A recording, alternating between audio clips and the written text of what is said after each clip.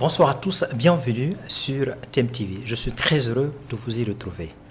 On constate à Dakar qu'il y a plusieurs centres d'appel auxquels les jeunes étudiants sénégalais et étrangers postulent. Pour certains, c'est pour une carrière professionnelle. Pour d'autres, c'est un passage obligé pour acquérir de l'expérience. Et pour en parler, nous recevons dans cet après-midi Mademoiselle Rose Nyan Diallo. Elle est conseillère commerciale pour avoir travaillé dans les différents centres d'appel comme MCP, Contact de Nord-Foire, et elle a également travaillé à Wetcool de Pasteur Zassini, croisement 22. Donc avec elle, évidemment, nous allons discuter par rapport aux avantages et les difficultés auxquelles justement ces étudiants-là sont confrontés dans ces centres d'appel. Bonsoir, mademoiselle. Bonsoir, monsieur Cissé. Merci d'avoir répondu à notre invitation. Merci à vous de m'avoir invité. Voilà, je disais tout de suite, vous êtes conseillère commerciale. Exactement. Vous avez eu à travailler dans différents centres d'appel à Dakar. Donc, vous avez quand même de l'expérience à la matière. Alors, est-ce que vous pouvez nous expliquer les critères qu'il faut remplir pour pouvoir postuler auprès de ces structures? D'accord. À première vue, j'ai fait la formation d'abord en communication. D'accord. Maintenant, après ma formation en communication, j'ai fait une formation en téléconseillère à Ouest Foire, d'où j'ai eu une attestation. Maintenant, après, j'ai eu à faire une deuxième formation aussi à Wetcool Academy, qui se trouve à Dakar, pompier. D'accord. Maintenant, après ça, j'ai obtenu une attestation. Exactement, pour être un bon conseiller, il faudra être à l'aise, à l'écoute et à l'écrit et avoir une bonne communication. Voilà.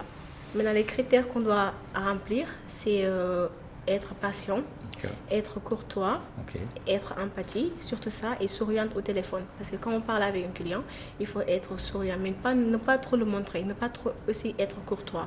Il faut juste être à l'aise, à l'écoute, écouter très bien le client quand il parle, et pour pouvoir bien miser sur la demande du client. Mais on voit, Rose, le critère le plus important, c'est la maîtrise de la langue française et la maîtrise de cette langue locale Wolof. Oui, exactement. Oui. Parce que des fois, il y a les émissions d'appel, d'où c'est une campagne française. Là, on parle juste le français. Mais il y a d'autres, par exemple, les réceptions d'appel, c'est les clients Wolof qui vous appellent et les clients français, ça dépend. Donc, quand il s'agit de l'émission de l'appel, c'est-à-dire que l'appel sortant, le critère le plus important pour pouvoir postuler, c'est la maîtrise de la langue française. Exactement. Il faut d'abord maîtriser la langue française pour pouvoir parler au français. Et dans la foulée, il y a un élément très important. Il faut avoir le pouvoir de persuasion. Il faut être muni de bons arguments. Voilà, il faut avoir de bons arguments pour pouvoir convaincre les clients. Parce qu'en France, les clients sont un peu difficiles. Ils sont un peu difficiles parce que des fois, tu peux les appeler pour leur proposer des produits et imagine, ils vont te dire non, je ne suis pas intéressé, madame ou mademoiselle. Mais là, c'est à nous d'être très cohérents et d'avoir des arguments pertinents pour les convaincre d'adhérer et de nous écouter aussi à leur dire comment sont les produits et que les produits sont très importants pour eux. Et dans la foulée, pour traiter ces objections-là, lorsque vous appelez une maman, une grand-mère, vous savez, elles sont souvent grincheuses, très compliquées, vous l'appelez, vous lui parlez de l'objet, vous appelez, il dit non, moi franchement, je ne suis pas intéressé. Et dans ce cas précis, comment il faut faire pour traiter les objections? Et aussi un autre exemple, vous tombez sur une dame, parce que souvent c'est des appels aléatoires, vous tombez sur une dame dont le bébé est en train de pleurnicher. Est-ce qu'il faut directement lui expliquer l'objet de l'appel ou bien il faut avoir une attitude de l'empathie? Il faut toujours avoir une attitude de l'empathie dans ce cas-là, parce qu'on appelle la personne et que le bébé pleure. La communication ne passera pas. Donc, il va avoir de l'empathie pour lui expliquer clairement. S'il est occupé, donc il faudra là lui dire « Madame, est-ce que je pourrais rappeler plus tard ?» La personne doit comprendre. Donc, il peut vous donner un rendez-vous ou des heures à laquelle on peut les rappeler. Maintenant, il faut avoir une attitude très empathique. Parce que c'est très important quand vous voulez parler avec les personnes. Alors, au Sénégal, on veut parler de réception d'appel. On vous appelle, soit moi par exemple, ou d'autres personnes, ayant des difficultés par rapport à sa carte, il n'arrive pas à recharger normalement sa carte, et du coup, la personne vous appelle. C'est une réclamation. Et comment vous faites pour traiter ces réclamations-là? Ces réclamations, on les traite parce qu'on a des procédures à faire. Ouais. On a toujours des procédures. Quand, par exemple, le client vous appelle et qu'il n'arrive pas à bien gratter sa carte de crédit, là, on l'explique carrément comment il a fait. Parce qu'une carte de crédit, pour gratter et pour procéder à l'activation, il faudra d'abord gratter la carte. Après, on doit mettre un code. Okay. Après le code, on écrit le numéro et on tape sur l'appel. Des fois, il y a beaucoup de personnes qui ne comprennent pas cela. C'est que la difficulté, il y a des personnes qui refusent de garder la patience. Voilà, exactement. Oui. Maintenant, par exemple, si vous grattez la carte et que la carte se gratte, là, on nous appelle. Quand on nous appelle, le client est mécontent. Mais c'est à nous de garder tout le temps une attitude zen, de lui expliquer très bien qu'il doit se calmer et ne pas lui crier dessus parce que ce n'est pas bon. On ne doit pas crier dessus le client. Donc, on doit être calme jusqu'à ce que le client revienne à son air normal. Donc, on continue la discussion et lui expliquer comment il doit faire. Et il doit patienter normalement 15 minutes. Maintenant, après ces 15 minutes, il doit encore recommencer à taper ou bien à gratter le code. Et à la matière, quels sont les cas qui sont très récurrents, qui sont très fréquents, dont vous avez la charge de traiter? Il y a beaucoup de clients qui nous appellent parce que leur connexion ne passe pas. C'est évident parce que de nos jours, la connexion est primordiale. Il y a beaucoup de personnes qui utilisent les connexions. Donc, il y a beaucoup de personnes qui nous appellent pour l'Internet. Mais ma connexion ne passe pas. Je viens d'acheter un pass connexion. Est-ce que ça ne passe pas? C'est de n'importe quoi. Comment? Mais là, nous, on doit toujours garder notre calme et leur expliquer que, par exemple, il y a un dysfonctionnement. On va envoyer le message via nos serveurs et ils vont traiter ces demandes-là. Donc, il faut remonter les informations auprès de vos supérieurs. Parce que ce n'est pas à nous de traiter ces informations. C'est au serveur de traiter ces informations ou bien on l'envoie à Free Business. C'est eux qui gèrent tout ce qui est connexion et abonnement. Et là-dessus, vous traitez combien de réclamations par jour? Par exemple, des fois, ça dépend. Parce que des fois, par exemple, s'il y a des fonctionnalités, il y a beaucoup de clients qui nous appellent. On peut avoir, par exemple, 90% des clients qui sont mécontents. Donc, une centaine de réclamations? Une centaine de réclamations. Par exemple, dès l'instant que l'appel se termine, subitement, il y a un autre appel. Dès l'instant que l'appel se termine, il y a un autre appel qui se poursuit. Et tout le temps, c'est des répétitions, en fait. Des répétitions. Parce que, par exemple, tu vas avoir 3 clients de suite qui vous appellent juste pour vous demander la même chose. Donc, vous devez encore répéter. Et il ne faut pas tout le temps ne pas répéter. Il faut tout le temps répéter. Parce qu'on dit la répétition, elle est pédagogique. Donc, on n'a pas peur de répéter et on reste calme. Parce que la répétition, il y a beaucoup de personnes qui ne peuvent pas rester là et répéter tout le temps la même chose. Donc, voilà. Alors, au début de ma question, je vous ai posé la question, les critères les plus importants pour être retenu auprès de ces structures-là. Vous avez cité quelques-uns. Mais il y en a un élément très important, c'est le ton, c'est l'accent. L'élocution. Oui, c'est locution. Oui. Donc il faut avoir un bon accent et une bonne allocution. Et comment vous faites pour avoir ça? Est-ce que c'est souvent une simulation ou bien une mise en scène? Exactement. J'ai tendance à faire des simulations, par exemple, à la maison, si je ne suis pas à Witucol, avec mon frère ou bien ma soeur. Donc vous exercez à la maison? Oui, je m'exerce à la maison parce que ce n'est pas évident. C'est un peu compliqué quand vous parlez avec une personne. Donc il faut faire des simulations et prendre le script et répéter la même chose. Mais par exemple, des fois, on ne peut pas prendre tout le temps le script. Il faut utiliser, par exemple, des fois, vos propres mots. Moi, par exemple, je ne me base pas tout le temps sur le script. Je préfère utiliser mes propres mots. Comme ça, je me sentirai à l'aise. Donc, je ne vais pas utiliser les mots d'autrui. Je préfère utiliser mes propres mots, mes propres phrases. Donc, voilà, faire des simulations pour être mieux à l'aise quand vous parlez avec un client et toujours être assurante. Est-ce que vous, personnellement, vous dites que vous avez une belle voix au téléphone? Bon, je ne sais pas trop, mais c'est ce que mon superviseur me dit. Parce que des fois, il m'appelle pour me demander d'écouter mes audios. Par exemple, quand je parle en français et en Wolof. Donc c'est pour cela qu'ils m'ont proposé de postuler pour les émissions d'appel offshore. Donc j'ai accepté et j'ai postulé. Et par rapport à cette voix-là qui vous semble bonne, il arrive un moment, lorsque vous traitez les appels, il y a des clients, bizarrement, qui tombent amoureux de votre voix, là. Exactement. Ça vous est arrivé? Ça m'est arrivé plusieurs fois, je dirais. Oui. Parce que c'est pas évident. Donc, c'est pas la même chose. La manière dont vous parlez avec un ami et la manière dont vous parlez avec un client, ça diffère. Et quand ça survient, quelle est votre attitude par rapport à ça? Je suis un peu choquée, surprise, je dirais, à première vue, parce que je ne m'attendais pas du tout à ce qu'un client, je traite bien la demande et qu'un client me dit « Waouh, je suis tombée amoureux de votre voix, donnez-moi votre numéro de téléphone et tout. » Mais en ce moment-là, je suis choquée, c'est vrai, mais je garde toujours mon esprit professionnel. Donc, je ne dois pas donner mon numéro, ni être trop empathique envers les clients. Donc, toujours rester professionnel. Et dans l'exercice de ce métier-là, vous rencontrez assez de difficultés. Vous restez assise à recevoir des appels ou bien à faire des appels. Et là, ça peut avoir un impact sur votre état de santé. Soit c'est le rein, ou bien c'est les oreilles, ou bien c'est les yeux. Et comment vous faites pour surmonter tout ça? Exactement, le métier de téléconseiller, c'est un peu compliqué parce qu'au début, c'est bon. Parce que tu te dis, par exemple, je vais faire une carrière ici dans les centres d'appel, mais à la minute qui suit, subitement, il y a beaucoup de gens qui laissent tomber tout et qui se projettent vers d'autres horizons. C'est lié à quoi fondamentalement? Moi, par exemple, j'ai commencé à faire la conseillère, mais au final, je me suis dit, pourquoi pas ne pas changer? Parce que je me dis que ici, ce n'est pas ma place. Déjà, les salles sont climatisées. Bon, moi, je suis asthmatique déjà. Je suis asthmatique. Donc, je ne peux pas me mettre sous la clim. C'est pas bon. Parce qu'il y a beaucoup de clients qui tombent subitement, faire une crise, quelque chose. Tu as un malaise. Un malaise, voilà. Parce que des fois, on a tendance à répondre à beaucoup d'appels. Oui.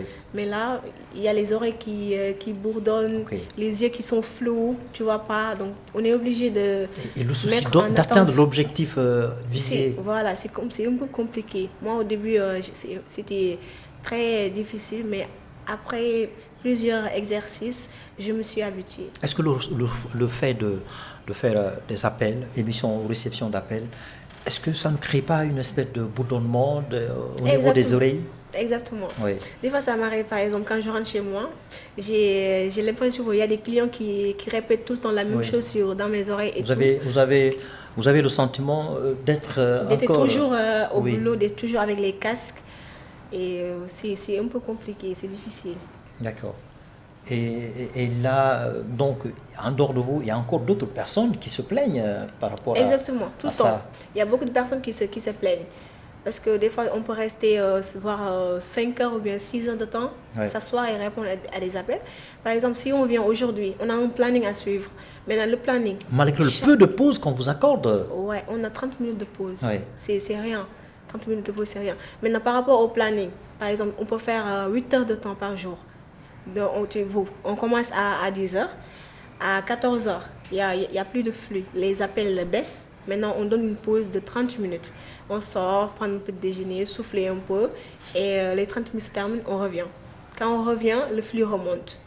Donc, imaginez, quand vous sortez, quand on mange, on a du mal à être un peu à l'aise par rapport au flux des appels. Maintenant, par exemple, si on descend à 17 heures, et que les flux remontent, on est obligé de rallonger les agents pour qu'ils répondent un peu des appels et après les laisser descendre. Vous êtes obligé de traiter tout ce flux-là? Ah oui.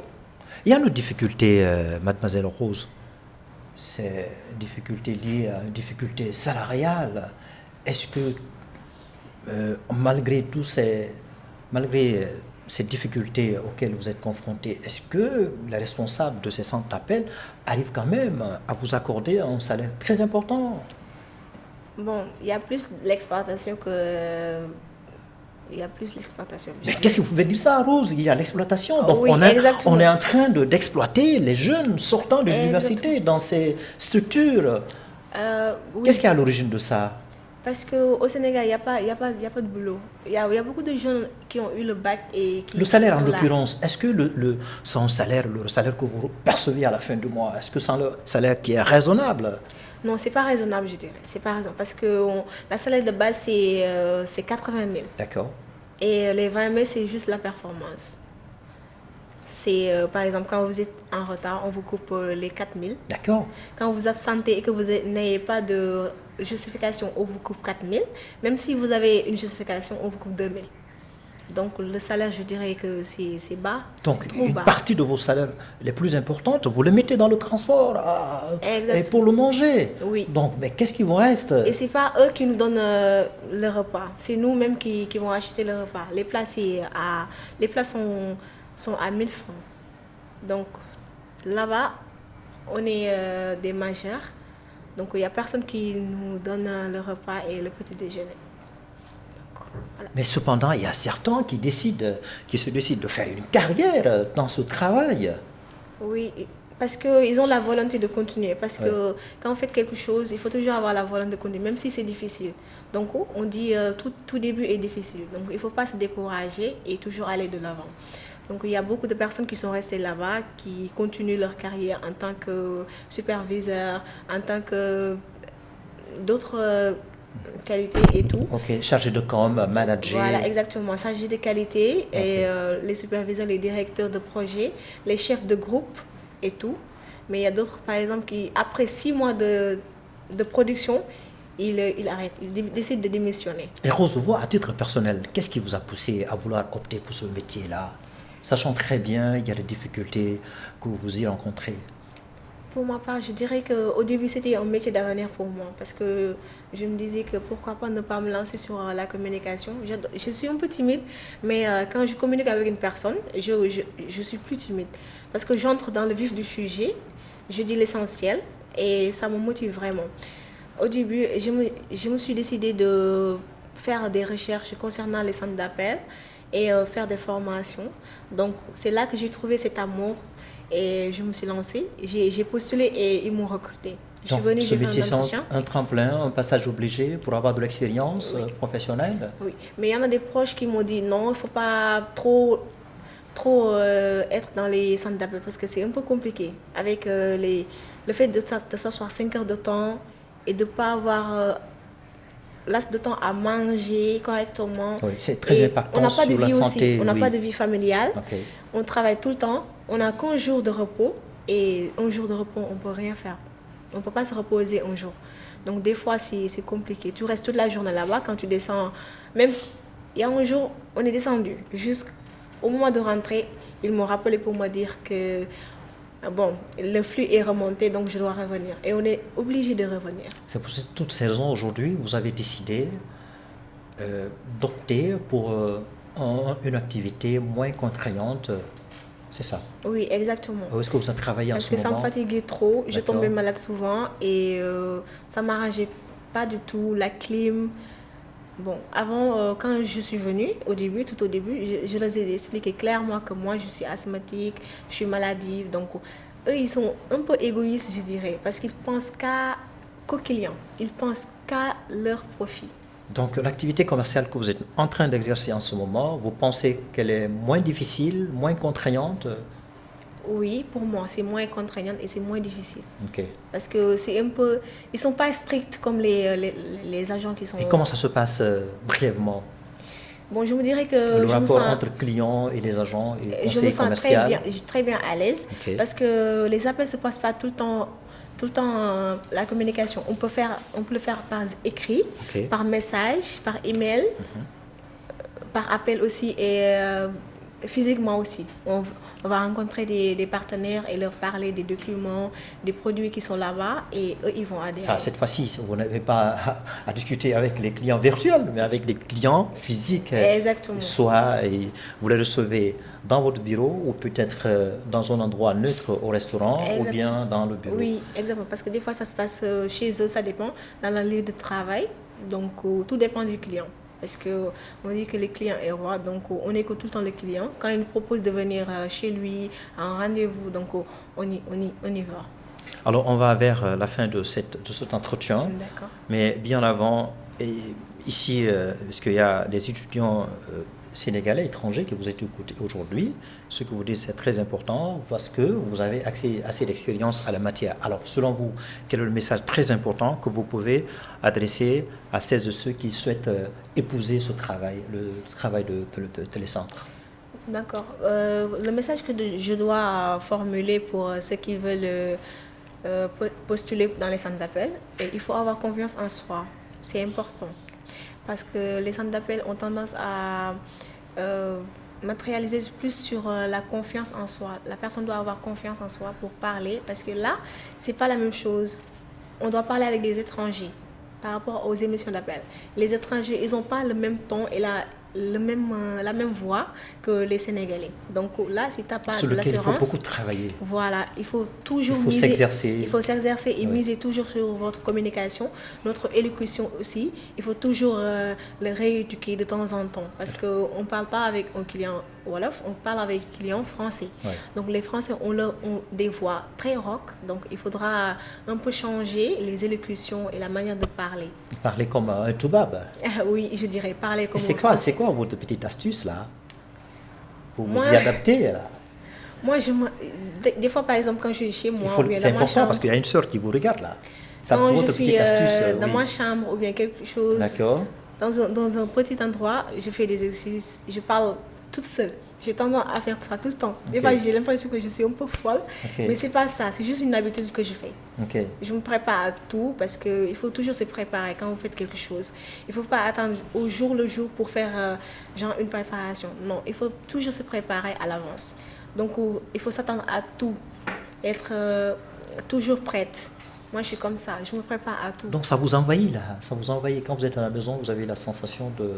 Oui, des fois quand je suis à la maison, je pense à quelque chose, j'ai tendance à rêver ou bien à me mettre, par exemple, devant la télé. L'esprit continue à travailler sur le script. Voilà, exactement. C'est devenu une passion ou bien une espèce de folie là? Pour moi.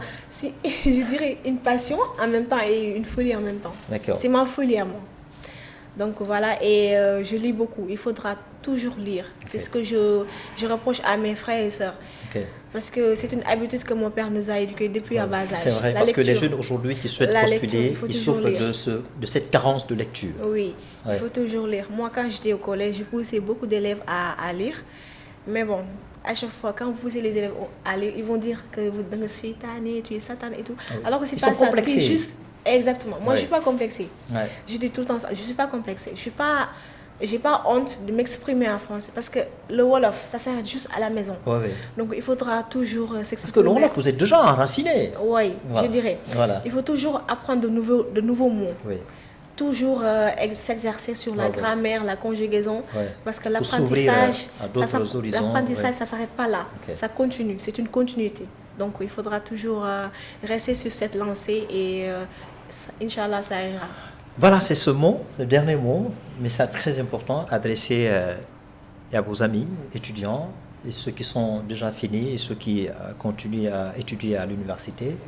C'est le message là qu'on vous leur adressez. Merci d'avoir été notre invité sur le plateau de TMTV. Merci beaucoup à vous, M. Cissé, et merci de m'avoir invité. C'est un honneur.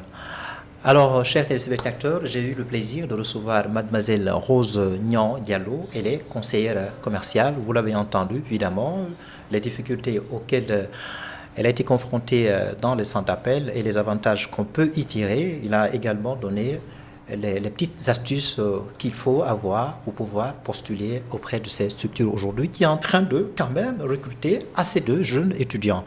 Merci de nous avoir suivis et je remercie également mon équipe Choc, j'allais dire, qui ne cesse de m'accompagner, Fatou et Junior et aussi le directeur technique Togola Ibro. Merci encore une fois. Allez, portez-vous bien.